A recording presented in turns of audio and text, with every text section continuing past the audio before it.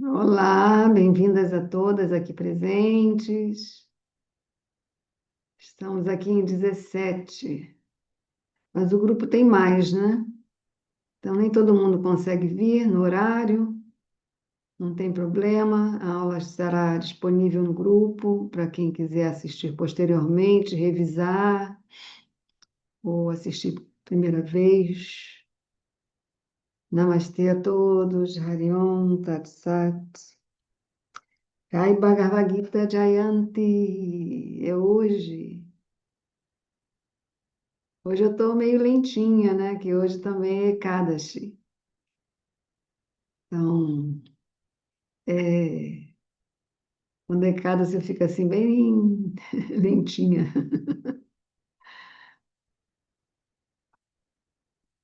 Bhagavad Gita, que significa a canção suprema, ou o canto de Bhagavan, o Ser Supremo, Bhagavan Sri Krishna. Yogananda coloca o seguinte título para o Bhagavad Gita que ele comentou, que é God, God Talks to Arjuna. Deus conversa com Arjuna. Deus conversa. Então, é de senso comum. Todos aqueles que provêm das linhagens dos yogis, dos rishis, maharishis, mestres das tradições mais antigas, de que Arjuna conversou com Deus. E neste dia, né, um Ekadashi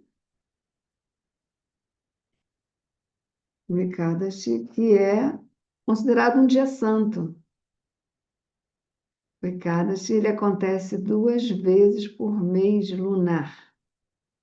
Ekadashi, Eka 1, Dashi 10. 11º dia, a contar do dia seguinte do auge da lua nova e a contar do dia seguinte do auge da lua cheia. Você conta a partir destas dois auges, coloca 11 dias. Vai. 1, 2, 3, 11º dia é o dia de Kadashi, que é considerado, Krishna na própria Bhagavad Gita ele diz, entre os tithis são os dias lunares das fases da lua. Nós temos 14 tithis. Entre os tithis, eu sou o Ekadashi, ele próprio fala. Ele descreve isso ou no 10º ou no 11º capítulo da Bhagavad Gita, que ele, em algum momento ele fala, entre os dias lunares eu sou o Ekadashi. E neste dia de um Ekadashi, ele proferiu a canção suprema. Porque Ekadashi é um dia santo, então não é dia de guerra, não é dia para guerreiros ficarem lutando com o outro. Né? Então há uma pausa nesse momento, tudo se para. E porque os seguidores mais rigorosos, eles em Ekadashi nem comem, muitos nem bebem água. É um dia de total aquietamento, introspecção, silêncio, muita meditação, muita, muito mantra e, e estudar também, estudos também. Um dia também para os estudos. Então, durante o Ekadashi, que são 2 vezes ao longo do mês lunar, que é de 28 dias, né? O mês lunar tem 27, 28 dias. A gente refreia, né? A gente se recolhe. E quanto mais quietinho, melhor. Quanto menos fala e contato bater perna, é mais um recolhimento mesmo. Na natureza, melhor ainda, ou então, que é um dia da semana como qualquer outro, né? Então, se sai de casa, se movimenta e tudo. Mas aí tem sempre aquela lembrancinha, né? Hoje é Cádace, deixa eu segurar um pouquinho. Não vou dar a resposta já, não vou entrar em debate, não vou. Deixa estar. E isso é um treinamento, porque o ideal seria se pudéssemos fazer isso todos os dias. Mas se ao menos fizermos isto 2 vezes ao mês lunar, já é um treinamento, um bom treinamento. E é um dia favorável, né? Tem os dias favoráveis e os dias não favoráveis. Então, o Ecádas é um dia favorável, e favorável para isso, desfavorável para aquilo outro, né? Então, o Ecádas, ele é favorável para o recolhimento, né? E ele não é favorável para a fala, né? Solta e também comer. Então, um dia para baixar um pouquinho. Quando a gente faz isso continuamente, mês após mês, ano após ano, a gente vai sentindo a diferença. Ecádas realmente é algo muito forte. E num dia de Ekadasi, Krishna, então, relatou o Bhagavad Gita para Arjuna, né? Exatamente neste dia. Com isso, ele fez com que todos parassem, né? Agora ninguém vai brigar, armas ao chão. E é muito interessante porque, conforme os capítulos vão avançando, Arjuna, que começa muito arrasado, e ele vai, então, gradativamente se recuperando, se erguendo, né? Se tornando alerta, ativo, tipo, esperto, wake, né? Desperta. Então, é, é tudo a partir desse dia, né? Como é um dia que se ouviu o conhecimento, por isso que Ekadasi é um dia de se ouvir o conhecimento, todo Ekadasi, principalmente o Ekadasi da Bhagavad Gita, que durante 2025 está sendo hoje, tá? Dia 1º de dezembro. Mas nós teremos mais 2 encontros dentro desse contexto, que é dia 8 e dia 15, tá? Mesmo horário, 20 horas. Então, ah, é conhecida como a Batalha de Kurukshetra, porque Kurukshetra é o nome do lugar onde a batalha ocorreu. E a palavra Kurukshetra, ela traz o significado de campo de Kuru, ou a região de Kuru. Kuru é um ancestral de ambas as falanges, um único ancestral de ambas as falanges, de guerreiros. Arjuna é um guerreiro. Ele é um dos filhos de Kunti, Devi, a rainha Kunti, que nós estudamos até para o último sábado, estudamos no Shanitapasi. Todos os sábados de manhã nós estudamos os ensinamentos da mãe de Arjuna, que ele tinha então mais 2 irmãos, Bhima, que é descrito como muito forte, Yudhishthira, conhecido como muito sábio, e os irmãos gêmeos, Nakula e Sahadeva, cada um trazendo um aspecto de beleza e de inteligência. E aí, muitos mestres fazem analogia dos 5 Pandavas com os 5 sentidos, né? Então, e o sentido mais aguçado de Arjuna é a visão. Por isso ele era, entre os guerreiros, o melhor. Hum. Então, esta região, Kurukshetra, que é um lugar, é uma cidade que você pode visitar exatamente no mesmo lugar. Às vezes há essa confusão, não sei bem se confusão, porque como é algo que é descrito como um acontecimento muito antigo, e aí as coisas muito antigas vão virando lenda, vão virando mito, vão virando, né?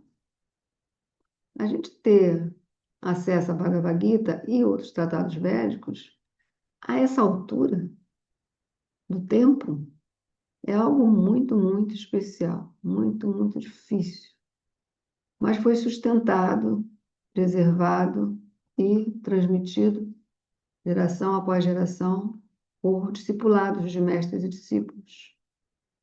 Então, a Bhagavad Gita, ela é comparada ao que é para os cristãos a Bíblia, porque a palavra Bíblia mesmo significa livro, né? Por isso, biblioteca, né? Lugar de livros. Bíblia literalmente significa livro. Então, tem a Bíblia antiga, a Bíblia é, segunda Bíblia, né? Então, a tradição do povo, né? Que originalmente tinha uma língua aramaica. A língua aramaica, ela é difícil dizer quem é mais antigo, provavelmente é juntos, aramaico e sânscrito. Então, Jesus falava aramaico, né? E a própria língua aramaica também teve seus desenvolvimentos, que é natural que isso aconteça. Então, é, às vezes, Deus, Krishna é um, é um Deus, né? É um mito, uma mitologia, como tem o mito grego. Mas um dia eu estava lendo, Srila Prabhupada dizendo que até as histórias gregas são verdade. E ele fala isso, que é tudo verdade. Só que com o tempo vai se mitolizando. Com o tempo vai se mitolizando. É muito tempo, né? Então vai se mitolizando, mitolizando. Até chegar a nós, assim, com essa névoa, né? Mítica ao redor. Mas quando a gente estuda figuras tais como mitólogos, Mircea Eliade, Joseph Campbell, Junito Brandão, sabemos que eles têm uma outra opinião sobre a palavra mito, que se escreve com H, né? Mitho, e a tradução literal é plano. E a gente pode entender essa tradução de plano desde um plano planejado, como um plano no sentido de uma dimensão. O que acontece de extraordinário é que cada ser humano, em sua história própria, né, sua própria narrativa histórica de vida de cada um, de alguma maneira ou de outra, termina por repetir em sua própria vida tais mitos, porque os mitos carregam arquétipos, né? E quando alguém tem bastante noção desses mitos, é capaz de identificar na vida de alguém qual o mito que ele está reproduzindo em sua própria vida. Mitos, muitos deles gregos, por conta de que os filósofos, a cultura grega como um todo, exerceu forte influência no Ocidente. Então, os ocidentais, eles são mais assim, reféns dessas histórias, né? Ah, porém, provém de realidades que a gente pode entender de outra dimensão de consciência e dotados de um plano maior. Ah, Quando a gente, por bom karma também é chamado de punya ou sukriti, né? Que são os resultados das boas ações praticadas em vidas passadas.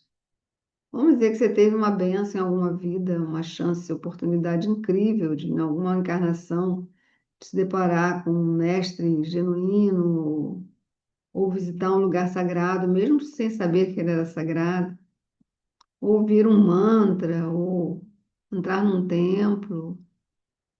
Tantas possibilidades que existem, e aquele instante ali, mesmo que você não tenha feito contato com aquilo, já produziu para você sucrite suficiente para agora, nesta vida, você poder estar ouvindo, sabendo, conhecendo, estudando, lendo, praticando esses conhecimentos. Nada é por acaso, absolutamente nada. Nem todas as conquistas que alcançamos nesta vida foram alcançadas por esforços da vida atual, né? Ou bênçãos da vida atual.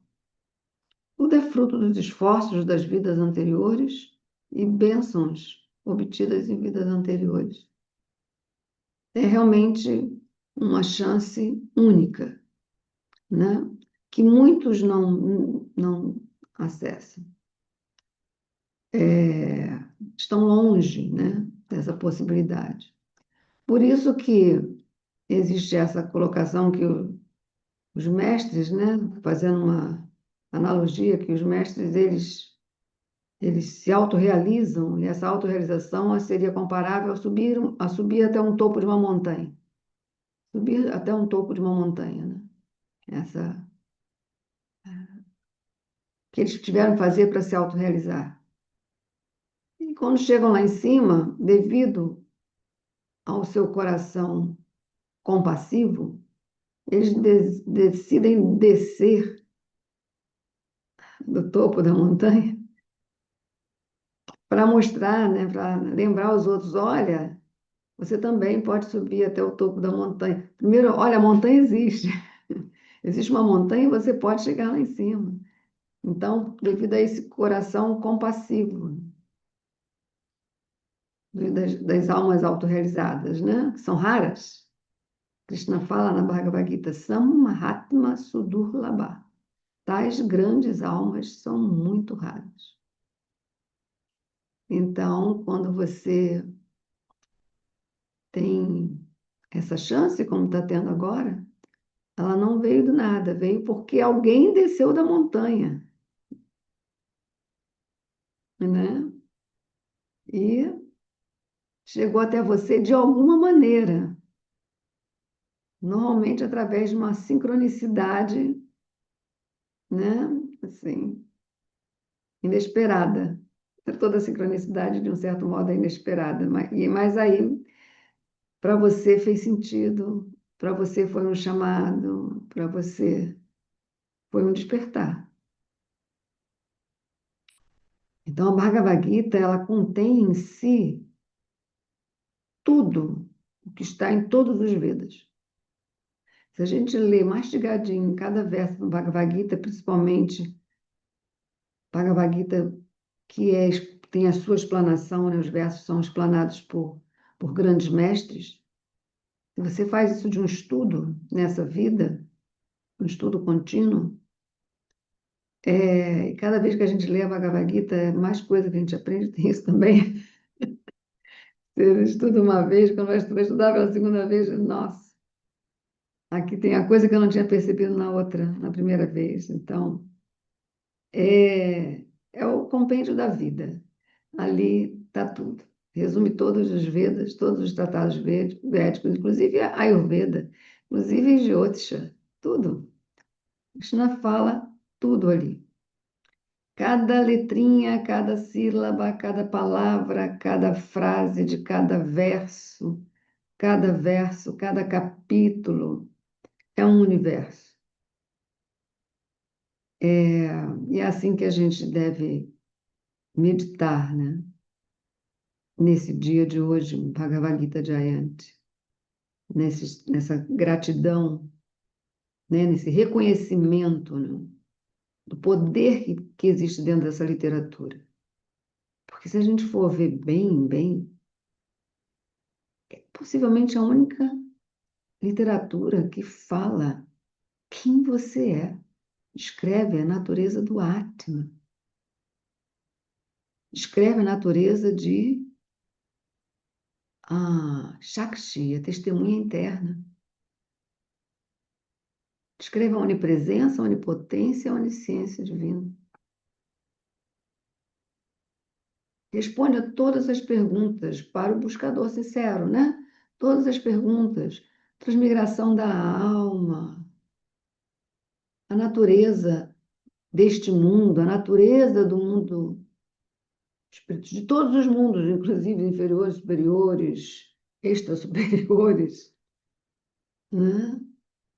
É, é incrível, gente, assim, não tem palavras, é só provando mesmo, né? E aí eu trouxe aqui hoje um. Eu pensei assim, somos 33 no grupo, né? Sumi, sumi 3 mais 3 6. Aí vamos ver então o sexto capítulo. Porque não tem capítulo 33, então fiz essa soma. Capítulo 6 eu trouxe hoje para a gente ajudar na nossa, né? Contribuir com o nosso Ekadasi, com esse dia lindo que é o Bhagavad Gita Jayanti. E falar aqui de alguns versos. Esse capítulo ele possui 47 versos. Não é um capítulo longo, apesar de ter um capítulo lá para o final que tem 20 e poucos versos. Mas tem capítulos que têm mais de 70, mais de 60, tá? Esse aqui são 47 versos, pelo que eu pude ver. E o nome dele é Dhyana Yoga. E sabe o que significa Dhyana? 47 versos, isso mesmo. Dhyana significa meditação. Dhyana, dhyana, dhyana. Significa meditação. É um capítulo que Krishna está escrevendo para Arjuna sobre a meditação. E o verso 1, ele é recitado assim. Shri Bhagavan Vacha Anashrita Karma Phalam Karyam Karma Karutiyaha Sa Sannyasi Cha Yogi Cha Na Niragni Na Chakriyaha.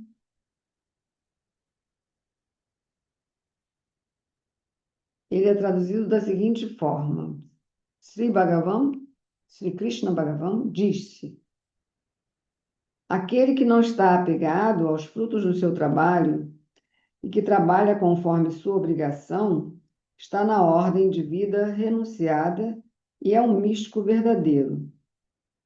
E não aquele que não acende nenhum fogo, nem cumpre dever algum. Essa é a tradução aqui que está em português. Eu tenho também foi o primeiro Bhagavad Gita publicado,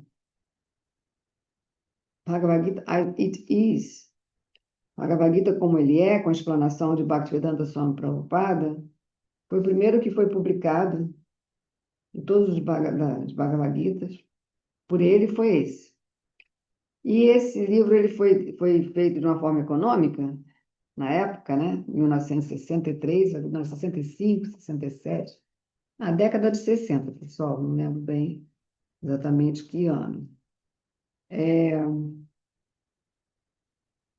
E ele foi publicado em 1968. Foi a primeira publicação, a não ser que esse Bhagavad Gita foi publicado em 68, 72 e teve de novo publicado em 75 e 76. Bastante tempo, né? Mais de 50 anos atrás. Então nem tinha assim verso em sânscrito, escrito na letra sânscrita, depois escrito no alfabeto grego, nem a tradução palavra por palavra. Era só o verso e a explanação dele. E aqui ele fala, né? O Supremo Senhor disse: aquele que é apegado aos frutos do seu trabalho e que trabalha como se estivesse comprometido com a vida renunciada e que é um místico verdadeiro, e não aquele que não acende o fogo nem executa trabalho algum, né?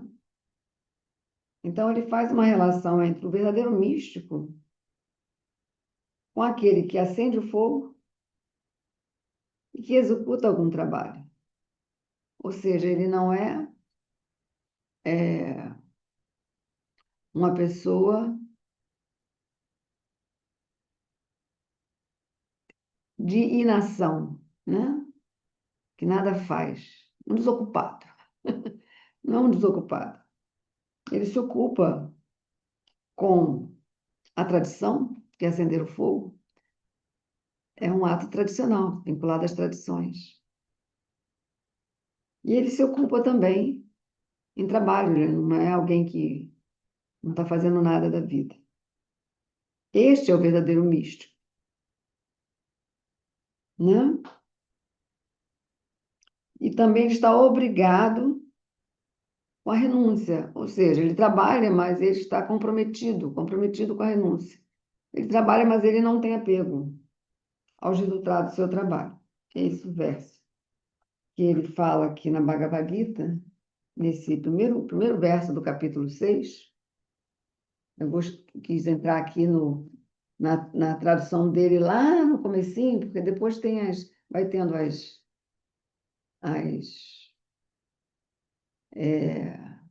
novas edições, né?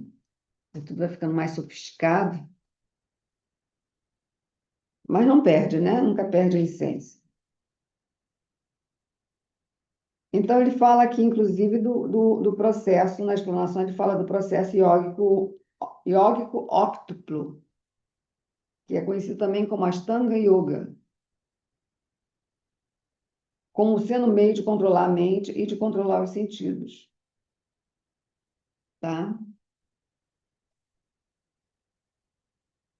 E ele tem aqui um parágrafo interessante no meio dessa explanação.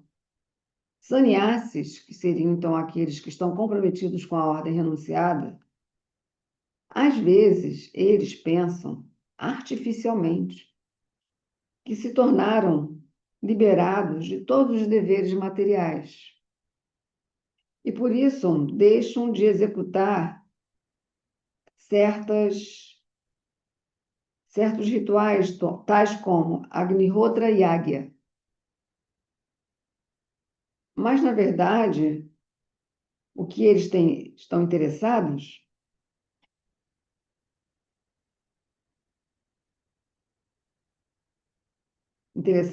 é nessa indolência, né? Que é se tornar unificado de forma impessoal, desconsiderando o aspecto pessoal, que se chama Bhagavan, esse aspecto pessoal de Deus.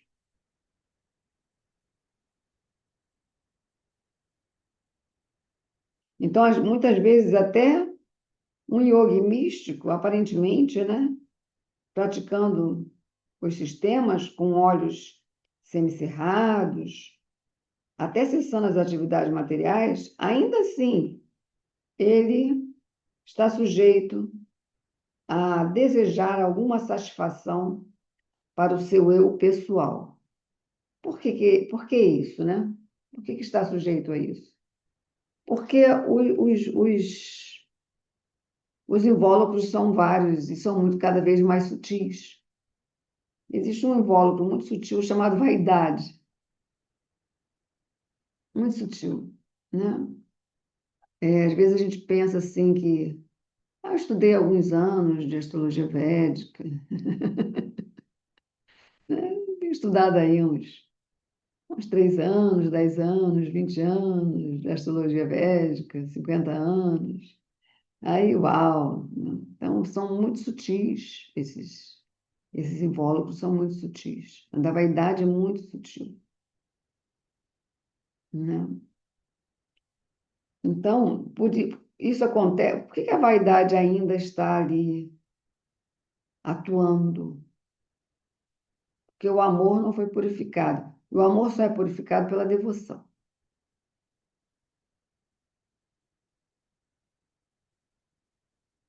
né? Para o amor de cama se tornar prema, é preciso muito serviço devocional. É preciso cultivar uma consciência de que tudo, cada coisa que você faz, na hora de acordar até a hora de dormir, inclusive o seu sono e os seus sonhos, cada segundo das 24 horas do dia, tornar-se uma oferenda. Tornar-se uma oferenda.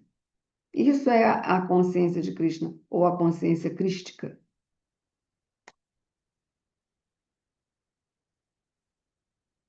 E aí, depois, o capítulo 2 ele fala para Arjuna: fique sabendo que aquilo que se chama renúncia é o mesmo que yoga, ou a união com o Supremo.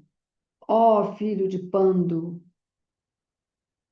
Aqui, então, ele se refere a Arjuna como filho de Pando.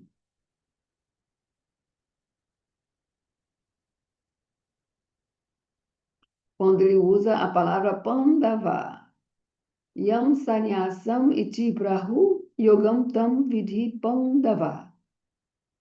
Nahi asanyasta sankalpo yogi bhavati kashchana.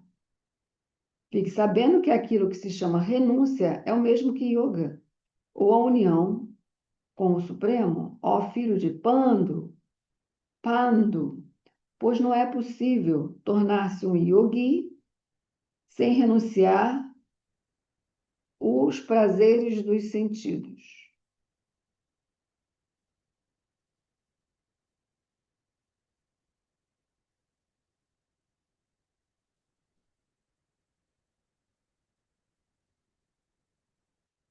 E aqui a primeira frase já é um tabefe da explanação.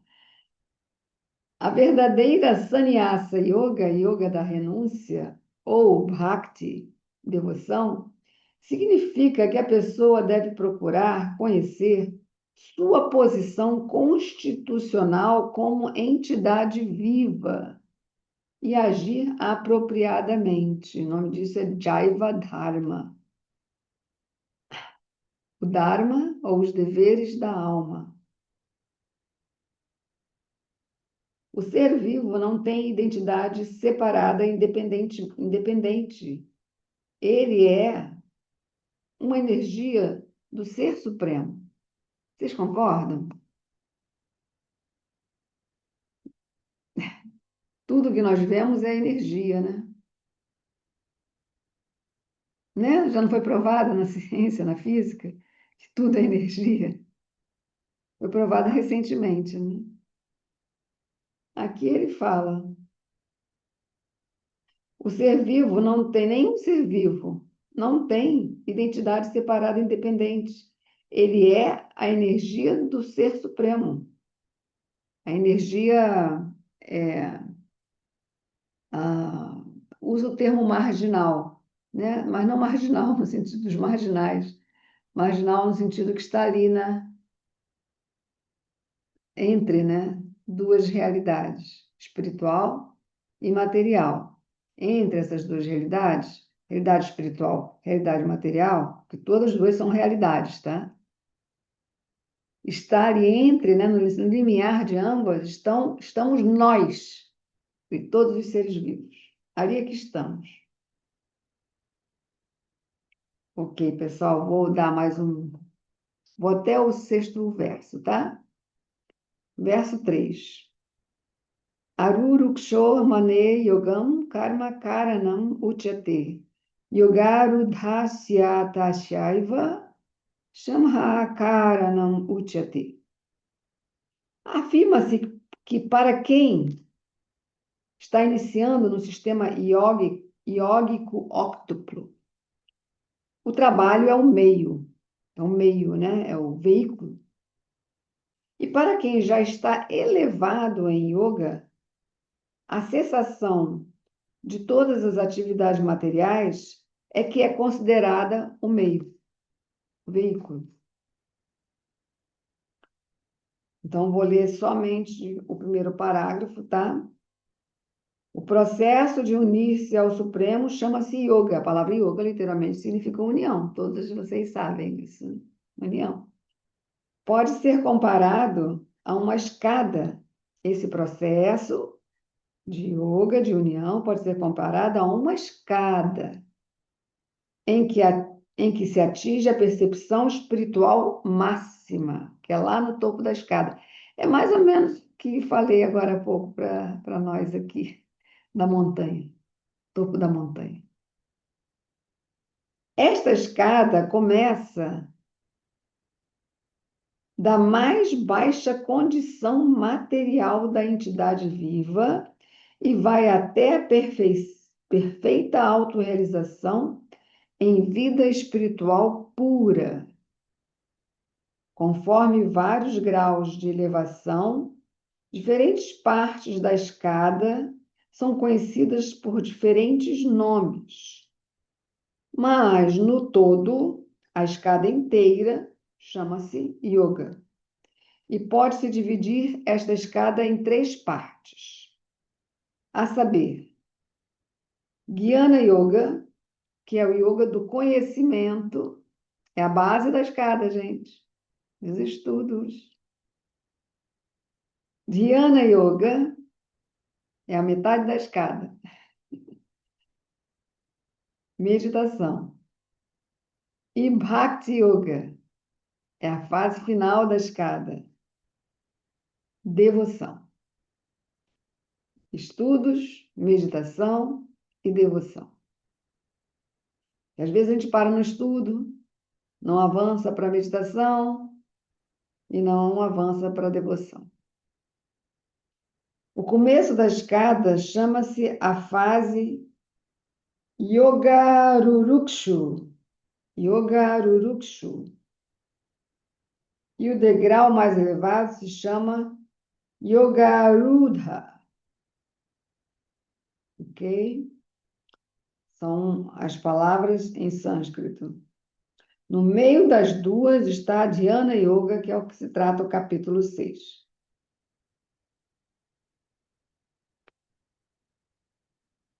Verso 4.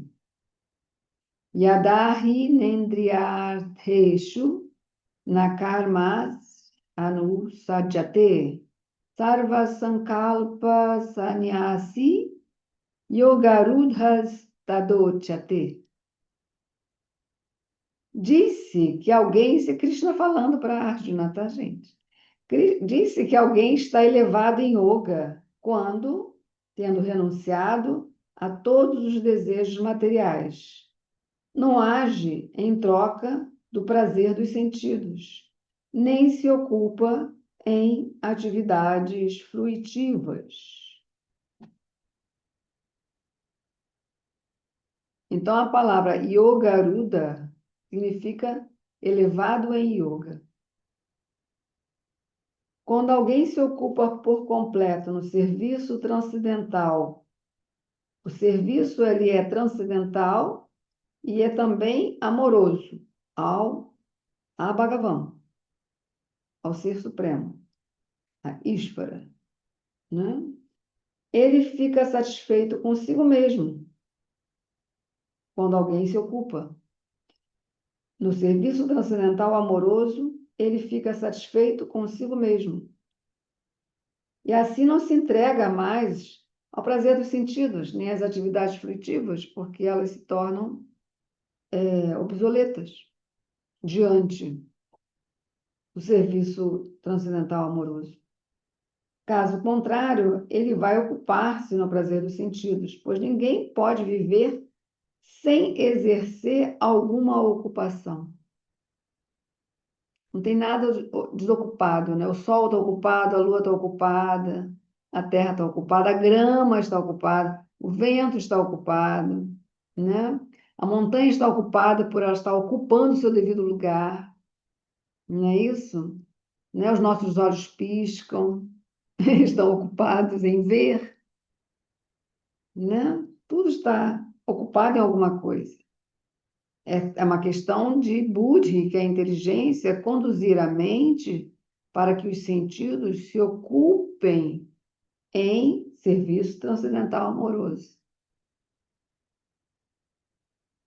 Sem a consciência de Krishna, sem a consciência de Sri Bhagavan, Krishna, ele deve estar sempre dedicando-se a atividades egocêntricas ou a ampliar suas atividades, mas nunca saindo do campo de seu próprio interesse.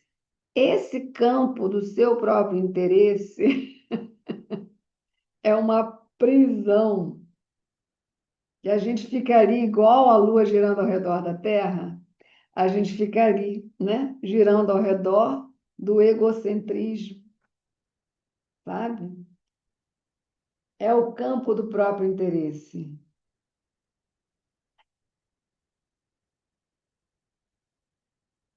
né? Porque Kurukshetra, né, era um campo de interesse, vamos dizer, ali havia um interesse. Quem ia ficar com o santo do reino? Se o reino ia ficar para cá ou se o reino ia ficar para esse? O que era justo? Justo ficar quem com o reino? Ninguém decidia, então fomos para a guerra. Mas quem é consciente de Krishna pode fazer tudo para a satisfação de Krishna. E desse modo, automaticamente se desapega completamente do prazer dos sentidos, porque o prazer dos sentidos, o próprio Srila Prabhupada usa esse exemplo do feijão mal temperado. Você passa a vida comendo feijão sem sal, sem tempero. Para você, feijão é assim, tem esse gosto. Até um dia você vai lá na Bahia, ou alguém que sabe fazer um feijão muito bem temperadinho, né? Muito cheiroso. E aí você prova aquele feijão, aquele dal, né? Que em sânscrito, na Índia, né? Não sei nem se é sânscrito.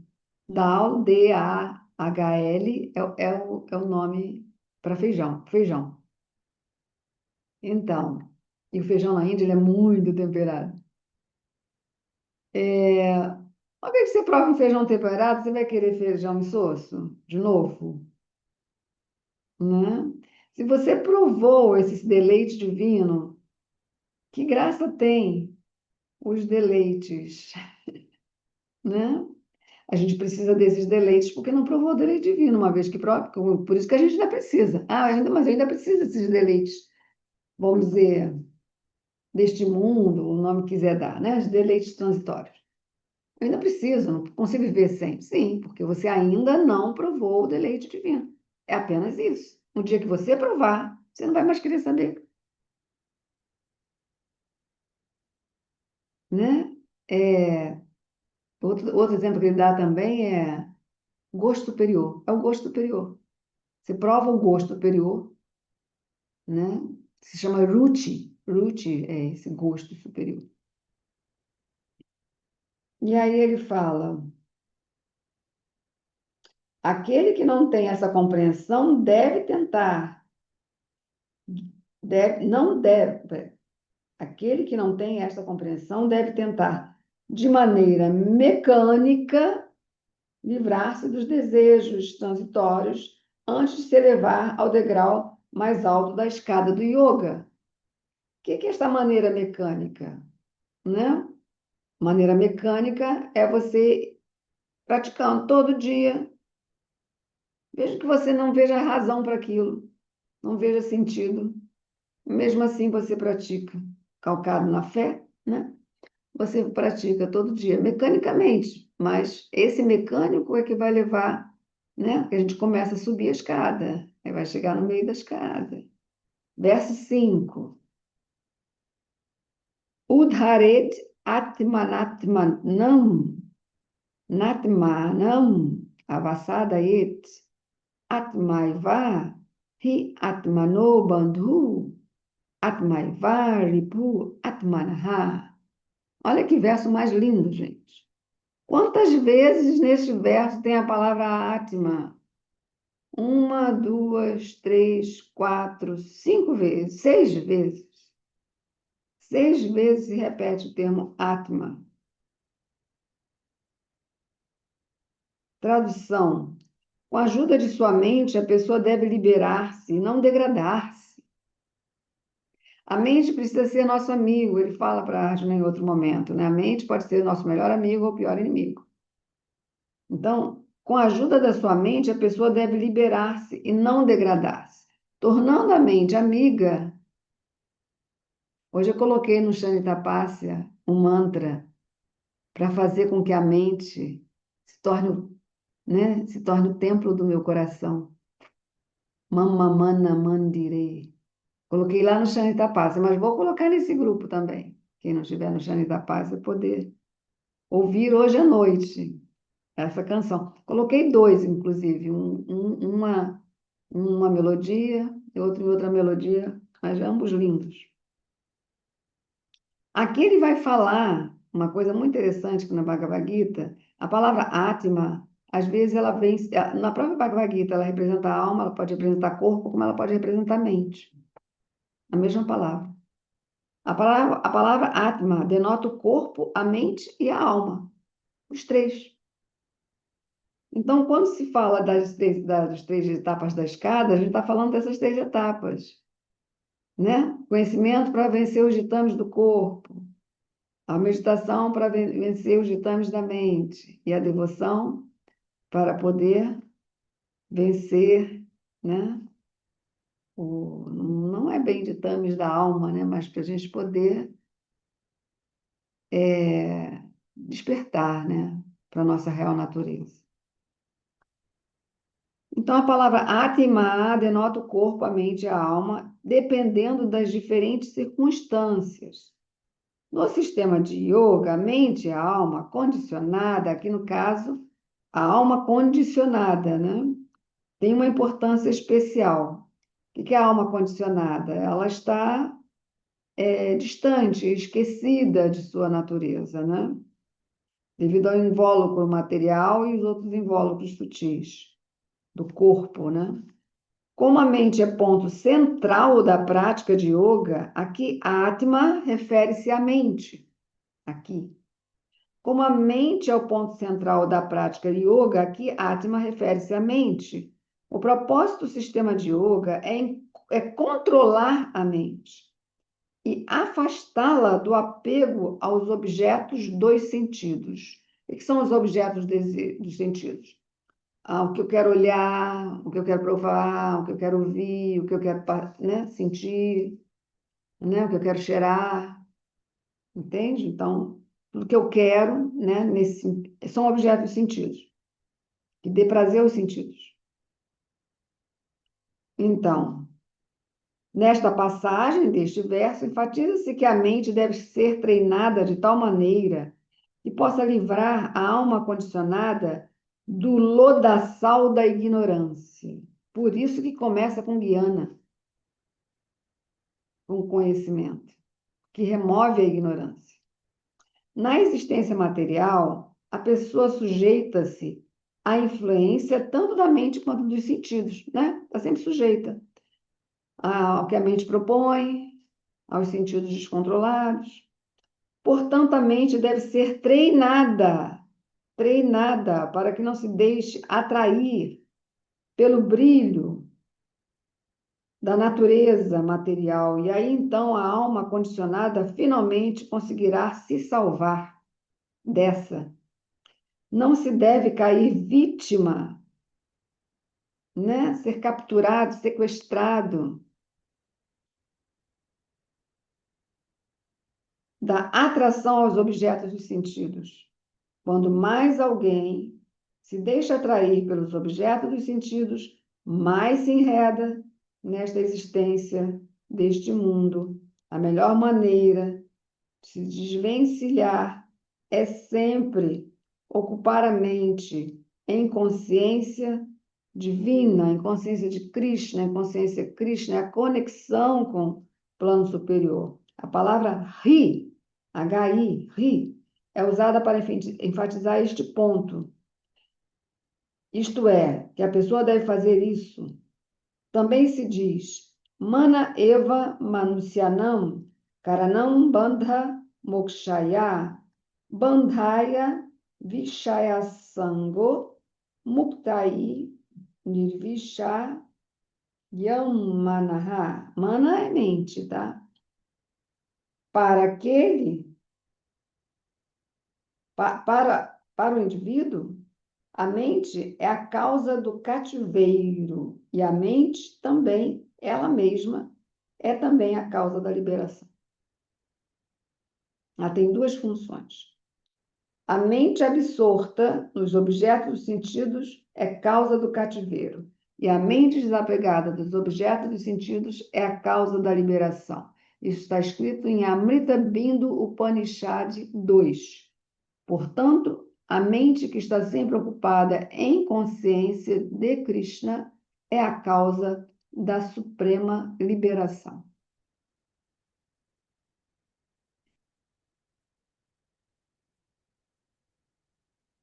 Né?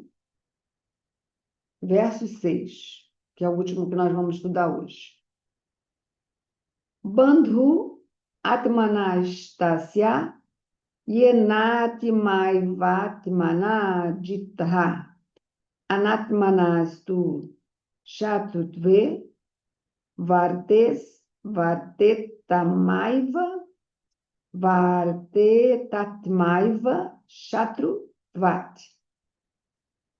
Para aquele que conquistou a mente é o melhor dos amigos. Mas para quem fracassou neste empreendimento, que é conquistar a mente, sua mente continuará sendo seu maior inimigo.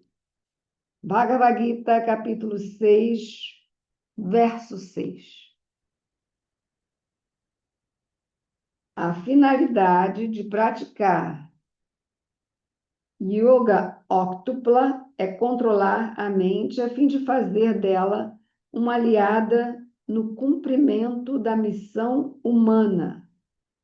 Se a mente não for controlada, a prática de yoga, usada puramente para exibição, é mera perda de tempo. Quem não pode controlar a mente vive sempre junto com o seu maior inimigo, convive com o seu maior inimigo. E assim arruina sua vida e a sua missão na vida, que é o propósito da vida, são arruinados. A posição constitucional do ser vivo é executar ordens superiores. Querendo ou não, vamos estar executando ordens superiores. Quando dá lá o início do ano, né, lá até maio, mais ou menos, você tem que fazer o imposto de renda. Você está executando ordens superiores. Né? Se você mora num condomínio, tem lá o síndico e diz isso pode, isso não pode, senão isso, aquilo, vai ter multa se você não seguir as leis de trânsito. Não é isso? Então, sempre temos que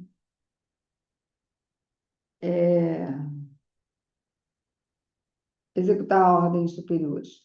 Enquanto sua mente continuar um inimigo imbatível, ele terá de servir aos seguintes ditames: luxúria, ira, avareza, ilusão, etc.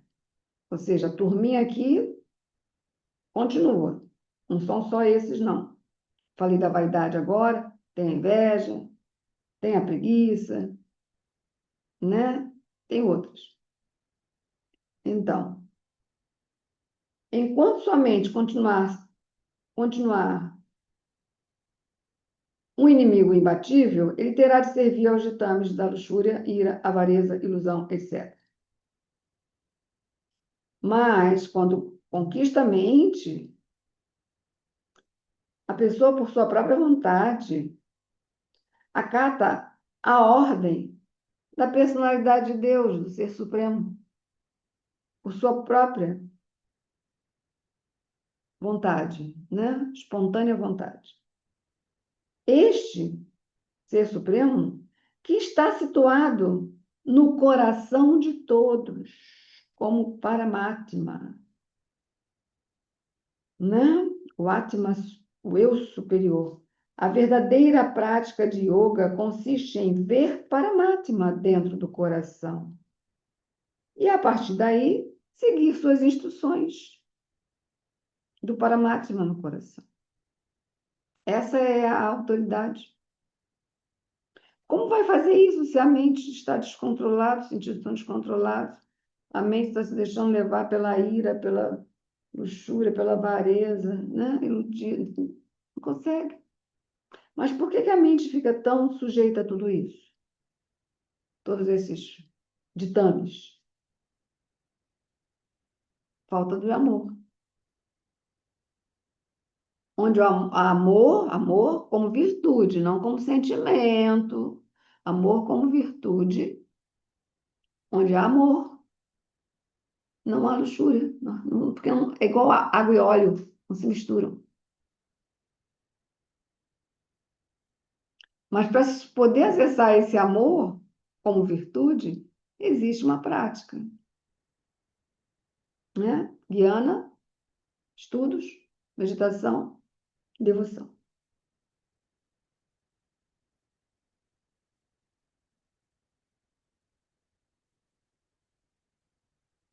Então, a verdadeira prática do yoga consiste em ver Paramatma dentro do coração e então seguir suas ordens. Para quem adota diretamente a consciência de Krishna, a rendição perfeita às determinações impostas pelo Senhor é algo que advém com muita naturalidade.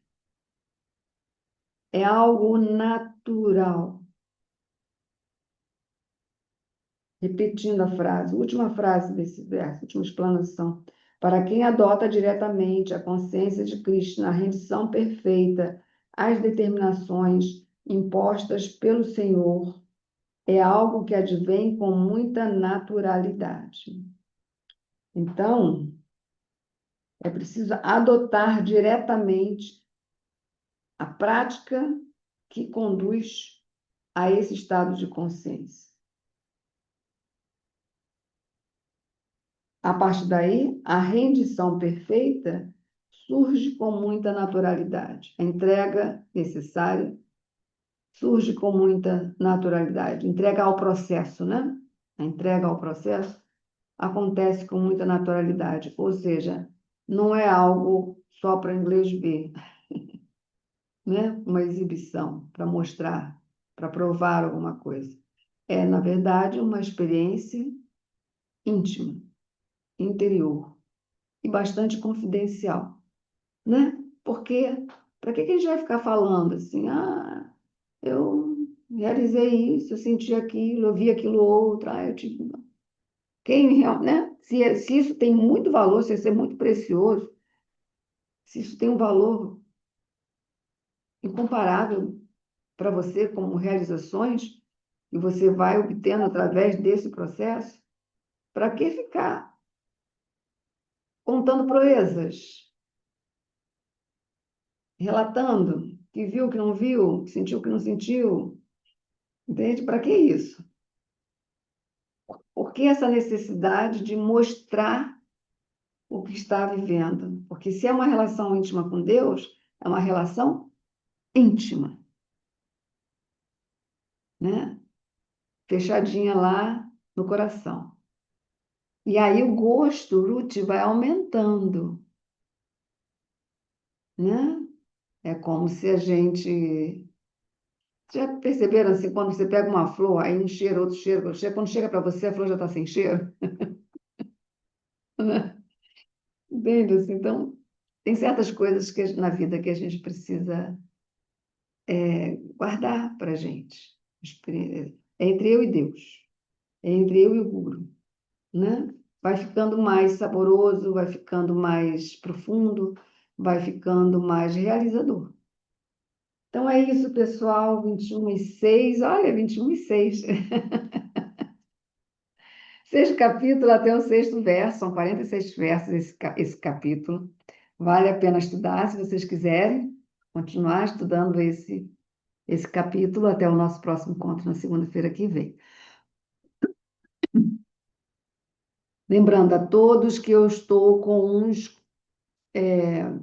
alguns Bhagavad Gitas comigo, novos, fechadinhos, tá? E quem estou fazendo um preço menor do que ele está sendo vendido novo, né? Ele está novo, ele não é usado. Os Bhagavad Gitas que tem aqui. Então, é só falar, eu coloquei um grupo lá para quem quiser, tiver interesse, quiser entrar, só clicar lá, entra no grupo, e lá no grupo a gente conversa sobre interesse, né? Depois me fala se é para outro estado, eu estou no Rio de Janeiro, aí tem que entregar pelo correio. Mas quem estiver no Rio de Janeiro, só dá uma passadinha aqui em Laranjeiras, né? Como é que a Cássia Eller canta? Laranjeira. Então, dá um pulinho aqui que eu entrego em mãos. Ou então coloco no correio para vocês, tá bom? Com todo carinho. Ok, até a próxima segunda-feira com mais Nectar.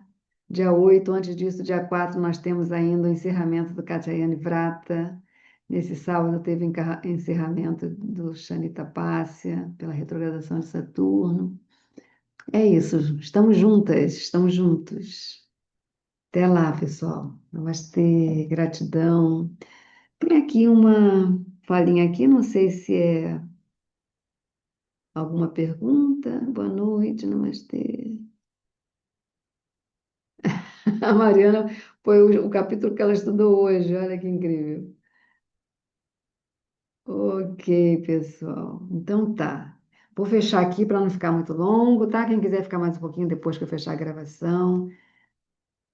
Jai, Bhagavad Gita Jayanti, Jai Sri Krishna, Jai Sri Ram.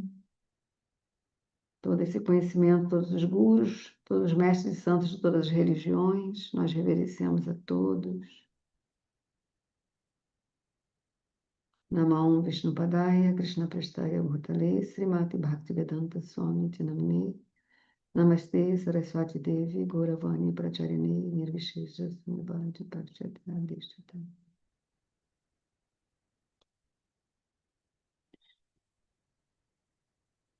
Até!